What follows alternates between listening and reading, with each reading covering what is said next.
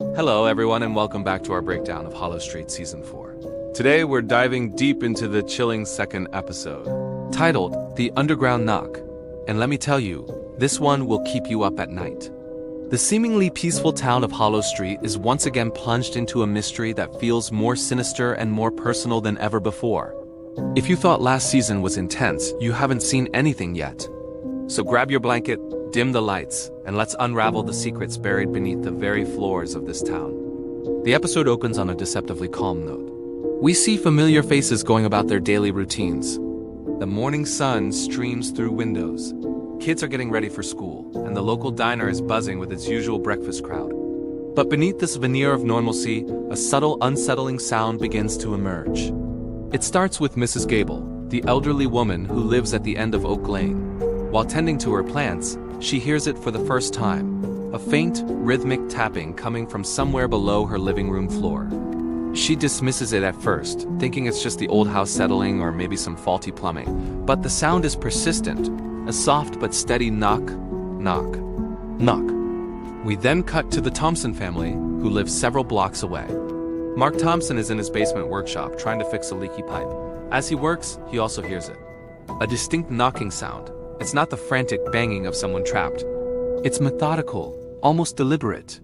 He calls out, thinking maybe his son is playing a prank, but the house is empty. He presses his ear to the cold concrete floor, and the sound is clearer now, a rhythmic pulse that seems to emanate from the very earth beneath his home. He can't place the pattern, but it feels oddly familiar, like a half-remembered tune. As the day progresses, the reports start trickling in. It's not just Mrs. Gable or the Thompsons. All across the oldest part of town, residents are hearing the same strange knocking. The local police department is inundated with calls, but they're just as baffled as everyone else. They check for seismic activity, construction work, anything that could explain the widespread phenomenon, but they find nothing. The town's infrastructure is sound and there are no logical explanations. The knocking continues, a unified, ghostly heartbeat under the streets of Hollow. This is where Detective Harding, our steadfast protagonist, re-enters the picture. He's initially skeptical, attributing the calls to mass hysteria, a ripple effect of the town's recent traumatic events. He's seen how fear can play tricks on the mind. But when he visits Mrs. Gable himself and hears the faint rhythmic taps with his own ears, his skepticism begins to crumble. The sound is real. It's not just in their heads. And there's an unnerving quality to it, a cold precision that sends a shiver down his spine. He knows this isn't a plumbing issue. This is something else entirely. The turning point of the episode comes from a truly unexpected source, Maya, the town librarian and local history enthusiast. She's been compiling a timeline of Hollow Street's many unsolved disappearances, a project she started after the events of last season. While listening to a recording of the knocking sound that Mark Thompson made on his phone, something clicks in her mind. The rhythm isn't random, it's a pattern. She pulls out her charts, her fingers tracing the dates of the missing persons cases. And then she finds it. The knocking pattern is a code. Let's break it down. The knocks come in sets. A series of quick taps, followed by a pause, then another series of taps, another pause, and a final longer series. Maya realizes it's not Morse code. It's something far more direct and terrifying. For example, one pattern she deciphers is tap, tap, tap, dash, tap, dash, tap. Tap, dash, tap, dash, tap, dash, tap, dash, tap, dash, tap, dash, tap, 2 taps, a pause, 4 taps, a pause, 8 taps. She cross-references the numbers with her timeline, 2, 4, 8. February 4th, 2008, the exact date that a young man named Leo Carter vanished without a trace. Harding and his team are floored by the discovery. They start analyzing recordings from different houses, and the results are horrifyingly consistent. Each location has a different rhythmic pattern, and each one corresponds perfectly to the date of a specific missing person case from Hollow Street's past. A pattern of 1191 corresponds to the disappearance of Sarah Jenkins on January 19, 1991. A pattern of 102603 matches the date David Chin went missing. October 26, 2003. It's a spectral roll call, a percussive memorial tapping out from beneath the ground. The implications are staggering. What does it mean? Is it a message from the missing? A supernatural cry for help from beyond the grave? Or is it something more malicious? A taunt from whoever, or whatever, is responsible for their disappearances. The town is gripped by a new wave of fear. The knocking is no longer just a strange noise. It's a direct link to their darkest tragedies.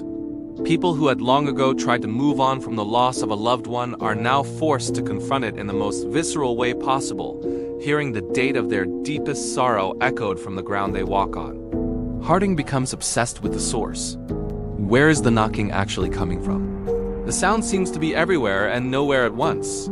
His team brings in seismic sensors and audio engineers, trying to triangulate the origin point. The initial readings are confusing, suggesting the sound isn't coming from a single location, but from multiple points that are somehow perfectly synchronized across town. It's technically impossible, defying the laws of physics. It's as if the sound is being generated directly beneath each house simultaneously. This leads them to explore the town's forgotten history.